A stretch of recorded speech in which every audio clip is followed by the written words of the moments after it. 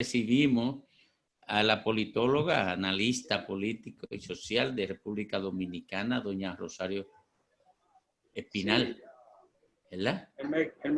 Él Buenas tardes, Rosario. me escribió, no quiero la certeza de qué responder en el caso de... Micrófono, Ricardo. Excúsanos, Rosario.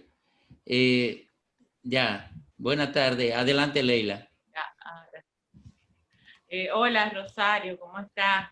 Creo que la pregunta obligada es ¿cuál es su opinión o su evaluación de este primer mes de gobierno de Luis Abinader, que aunque solamente son 30 días, pues parecería que muchos grupos y mucha gente no quieren ni siquiera dar la tregua de los 100 días para evaluarlo? Así que dígame usted, ¿qué usted piensa?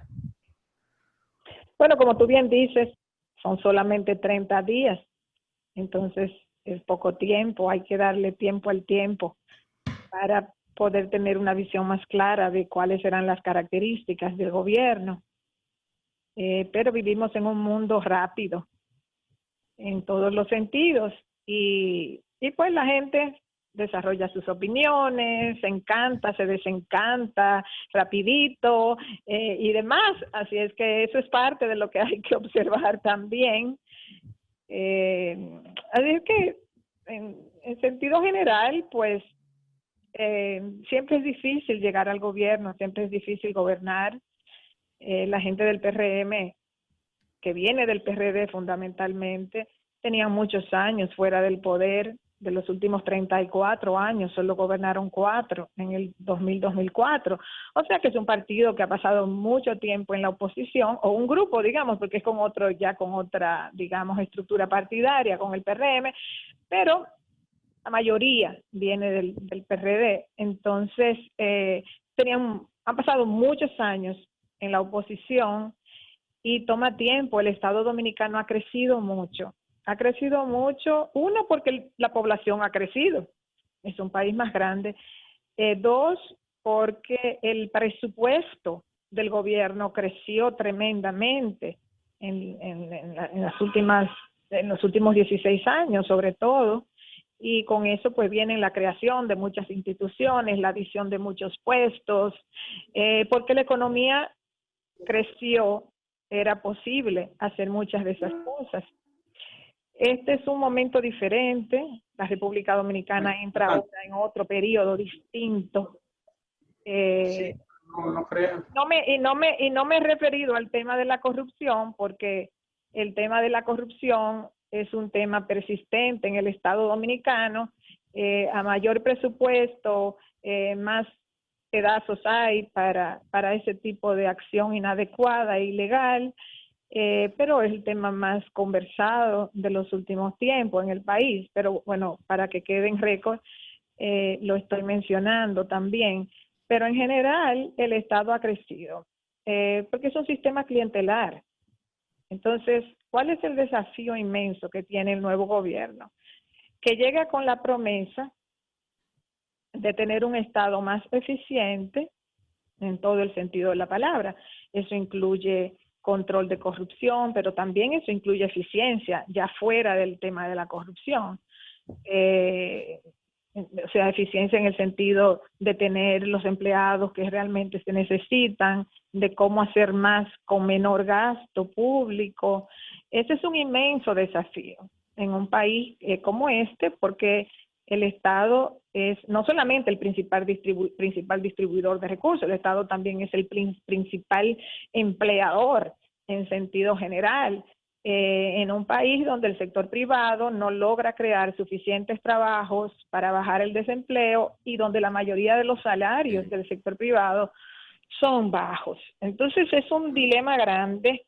Y yo diría que fuera de los vaivenes diarios de la política dominicana, que si el gobierno hizo esto, que si no hizo aquello hoy, mañana tal cosa, o sea, fuera de esos vaivenes diarios de la política, yo creo que ahí es donde está el inmenso desafío. Por eso 30 días es muy corto tiempo para ver cuál va a ser el camino. Yo creo que ahí es donde está el desafío. Cómo manejar una inmensa crisis económica que no va a desaparecer el 1 de octubre ni el 1 de enero, y cómo dentro de ese contexto de crisis económica hacer el Estado más eficiente.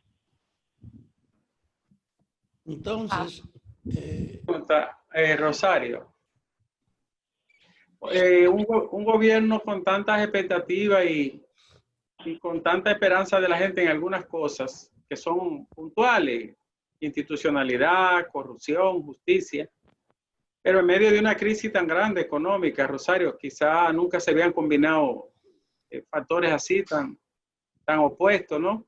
En medio de una crisis económica y una crisis sanitaria. No es fácil compaginar y congeniar todo eso.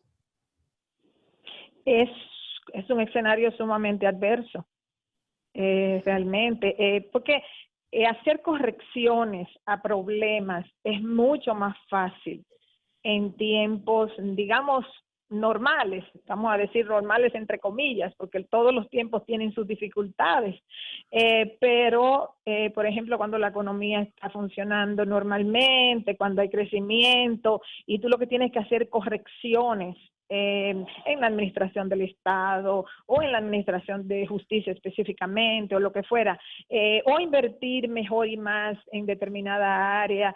O sea, cuando tú vas a hacer ciertas correcciones, es más fácil hacerlo en tiempo de vacas gordas, como dice la expresión. Ahora, pues es un momento económicamente muy difícil. Yo no creo que la gente todavía entiende la magnitud del problema económico que hay. Es un pastel que se ha disminuido sustancialmente y que al día de hoy todavía no sabemos cuándo va a parar ese proceso, porque el virus está ahí. Aunque uno se haya ido acostumbrando un poco a vivir con el virus y demás, pero el virus restringe muchas actividades económicas y las va a restringir haya o no toque de queda, estén abiertos o no los negocios. Hay áreas de la economía que no se van a recuperar mientras esté el virus dando vueltas. Entonces, es una situación difícil, o sea, realmente gobernar en este momento cualquier país sometido a los efectos negativos de la pandemia es difícil, no es solamente el caso de la República Dominicana. ¿Qué significa eso para el gobierno? Bueno, que enfrenta una situación muy adversa para hacerlo y que tiene que tener mucho cuidado en las decisiones que toma, porque cualquier decisión, aun sea una decisión un tanto, digamos, trivial, que a la gente no le guste, o que no sea una decisión sumamente significativa, pero todas las decisiones que va tomando el gobierno, la gente lo va viendo como un termómetro de si lo están haciendo bien o si lo están haciendo mal. Entonces, mientras en la medida en que ese termómetro le va dando a un amplio segmento de la sociedad que las cosas van bien, pues eso ayuda a enfrentar los desafíos que están ahí, independientemente de cómo la gente se sienta, encantada o desencantada. Entonces, el gobierno está en un terreno muy movedizo, muy adverso. Entonces, por eso, todas sus decisiones, aún decisiones pequeñas que tome, tiene que tomarlas con mucha cautela, porque necesita gestionar un alto nivel de legitimidad para poder enfrentar la crisis económica y la crisis sanitaria y también para poder introducir algunos cambios de los que la gente espera que el gobierno introduzca. Mira, permíteme una pregunta. Nadie tiene duda de que el país está bajo el efecto de una crisis que impone una tensión por la cuestión de la salud en primer lugar, que el impacto de esa crisis de la salud ha reducido la economía, ha aumentado los gastos y a pesar de la presión incluso de la militancia del partido ganador por querer participar en la distribución de los cargos, hay un problema que está por encima de todas esas cosas, que es el reclamo de la corrupción. ¿Tú crees que este gobierno se va a enfrentar efectivamente a esas expectativas de la gente, de que hay que dejar de tolerar la libertad de tantos corruptos evidentes que hay en el país? Yo no lo sé. Yo quiero esperar, ver cómo evolucionan las cosas. Algunas medidas van a tomar, no creo que es posible no tomar medidas, porque hay una expectativa de cambio en ese sentido. Entonces yo supongo y espero que se tomen algunas medidas. El riesgo está en si se toman algunas medidas solamente de impacto, de efecto mediático, o si se toman medidas pues muy pocas o muy aisladas, o si realmente se enfrenta el problema en sus diversas magnitudes y aspectos. El problema de la corrupción es complejo. El problema de la corrupción no es si fulano y perencejo y sutanejo. O sea, no es tan así. La corrupción permea todo, o sea, el Estado. El Estado dominicano ha sido siempre corrupto. Y eso es una constante en la historia del Estado dominicano. Entonces, ¿cómo enfrentar eso? ¿Cómo se establecen mecanismos de acumulación de capital? ¿Por qué? Porque el Estado lo que hace a través de la corrupción es generar mecanismos de acumulación originaria, que los que saben marxismo entienden perfectamente la diferencia entre la acumulación capitalista y la acumulación originaria. La acumulación originaria es aquella que se da por vías inadecuadas. Hay diferentes formas de hacerlo, la corrupción es una. Y luego la acumulación capitalista tiene otra lógica. Es una lógica de explotación también, pero tiene otra lógica. Entonces, ¿en qué medida deja el Estado dominicano de ser un Estado que permite acumulación a través de la corrupción? Es un inmenso desafío. Entonces, yo no puedo decir que el gobierno lo va a resolver ese problema o que no lo va a resolver ese problema. Pero y enfrentarlo. El gobierno llegó al poder con esa promesa, entonces en la sociedad hay una expectativa de que ocurra. Entonces, ojalá que lo logren, pero hay que esperar. Yo no puedo decir sí o no. Tú no tienes confianza de que el gobierno pueda hacerlo por lo que tú respondes. No es que yo tengo confianza, no. Es que no es una cuestión de voluntarismo. El voluntarismo político no es una buena guía para hacer análisis político. O sea, para hacer análisis político hay algunos aspectos que son fundamentales. Está la historia, o sea, de cómo se desarrolla un problema X, cualquiera que sea. Está la situación estructural que genera un problema y que genera un problema que ha sido persistente. Es como que hablemos de salud, por ejemplo, para salirnos del tema específico de la corrupción. O sea, ¿por qué en la República Dominicana ha habido históricamente servicios de salud pública altamente deficitarios? Bueno, eso tiene una historia y eso tiene una explicación estructural. Entonces, para enfrentar ese problema hay que tomar una serie de medidas que no son tan fáciles, porque hay muchos intereses envueltos.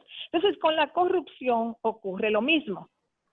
Entonces, hay que ver, el que conoce esa historia y el que conoce las razones estructurales que dan origen, que explican por qué hay corrupción en el Estado, entonces, pues uno tiene que decir, vamos a ver, ¿cuándo se logra? O sea, ¿cuándo logran los países, para ponerlo más general, resolver o digamos disminuir, porque ningún país resuelve totalmente ese problema, pero ¿cuándo logra un país tener mayor nivel de institucionalidad, mayor nivel de control de la corrupción, un sistema de justicia más adecuado? Generalmente los países que logran eso son países que han logrado un desarrollo económico importante y han logrado reducir a través de algún tipo de pacto social y político los niveles de desigualdad en la sociedad.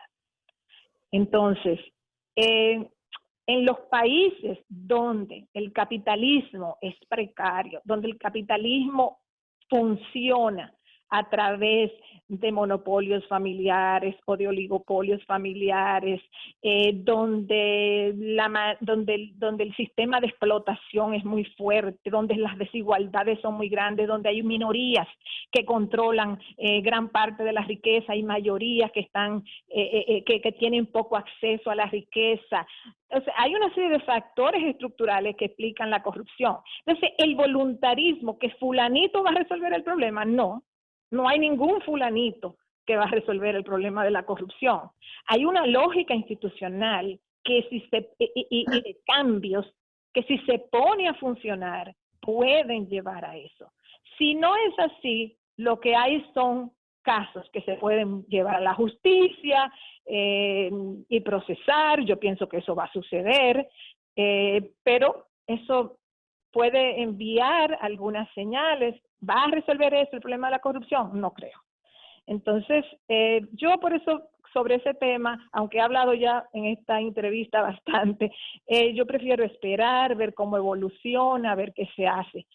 Lo que sí tengo clarísimo es que resolver el problema de la corrupción no es simplemente producto del voluntarismo político, ni de que uno crea que hay un fulano o que hay 3 que van a resolver ese problema, porque son problemas estructurales.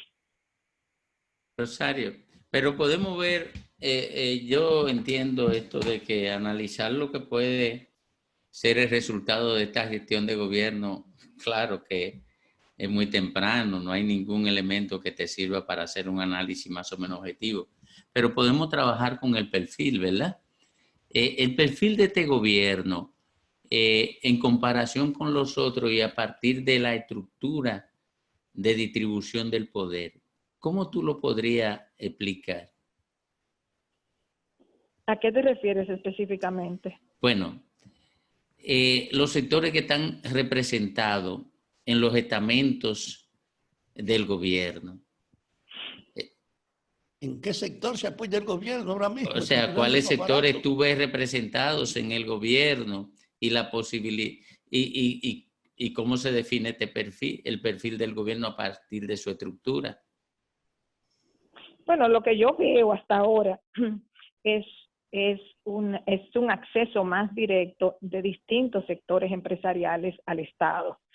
La República Dominicana tuvo en el modelo de Balaguer y en el modelo del PLD instancias políticas. Balaguer, como un caudillo a ultranza, gobernaba él, su partido era simplemente un pequeño instrumento para sus objetivos políticos. Y el PLD como cuerpo político, como estructura partidaria, con una dirección formada, con Bosch, o sea, con un sentido, que tuvo un sentido de misión partidaria. Aparte de los problemas y de los errores que cometieron, realmente era un cuerpo político. O sea, el PLD ha sido un cuerpo político que llegó al Estado, por eso gobernó 20 de los últimos 24 años. O sea, Balaguer y el PLD, entre los dos, uno 20, el otro 22, si tomamos desde el 66 para acá, o sea, son 42 años que gobernaron, pero si tomamos del 78 para acá, tenemos que Balaguer gobernó 10 y el PLD 20, o sea, 30 años, y el PRD gobernó 12. Entonces, tanto el balaguerismo como el PLDismo fueron estructuras políticas. Claro, como estructuras políticas se generaron diversos intereses y diversos procesos de movilidad social de políticos y de empresarios. Empresarios que se quedaron siendo empresarios y políticos que comenzaron a combinar labores empresariales con labores políticas, o políticos que se quedaron siendo políticos, como fuera el caso, pero fueron estructuras políticas. Lo que yo veo ahora, en este caso el PRM, es que, porque en el caso del PRD, de los gobiernos del PRD, no fue exactamente igual. O sea, habían otras dinámicas, no tengo tiempo ahora de entrar en eso, pero en el caso del PRM, lo que yo veo es un acceso más directo cuando uno ve, por ejemplo, ministerios claves, quienes lo ocupan, es como que no hay una intermediación partidaria, no hay un cuerpo partidario con una lógica X. Que esté estructurando una visión de gobierno. La corrupción es un tema, pero no es pero no es el único aspecto que hay que estructurar en un gobierno. Entonces, ¿cuál es la visión de desarrollo, por ejemplo, que tiene el PRM? Hay que esperar, yo no la sé. O sea, yo no la entiendo todavía. O sea, ¿cuál es la visión del desarrollo? ¿Es la visión del desarrollo de las alianzas público-privadas? ¿Que esta será la nueva modalidad de inversión? O sea, ¿hacia dónde va el país? Porque se ha focalizado mucho el asunto de la corrupción. Pero ¿cuáles son los distintos aspectos de un modelo de desarrollo? Entonces, esa visión está por verse. Yo no la tengo clara todavía. Entonces, hay que esperar para ver. Pero sí lo que veo con nombramientos es que han sido, o sea, en funciones claves del gabinete, pues un acceso más directo de distintos, digamos, segmentos del empresariado que de alguna manera tienen a alguien que está ahí representado. Y eso es una novedad en la política dominicana. Porque si bien es cierto que en la época de Balaguer o en la época del PLD habían 2 o 3 empresarios siempre en el gabinete, pero quien tenía la fuerza, digamos, era el partido o, en el caso de Balaguer, él como caudillo. En este caso, no me queda claro cuál exactamente es el papel del PRM, quién es el PRM, cuál es la estructura de dirección del PRM que le va a dar sentido al Estado. Una cosa es cuando se esté en la oposición y otra cosa es cómo se traduce la visión de un partido en proceso de Estado. Gracias, Rosario, muy amable por conversar con nosotros aquí en Rumbo de la Tarde. Muchas gracias.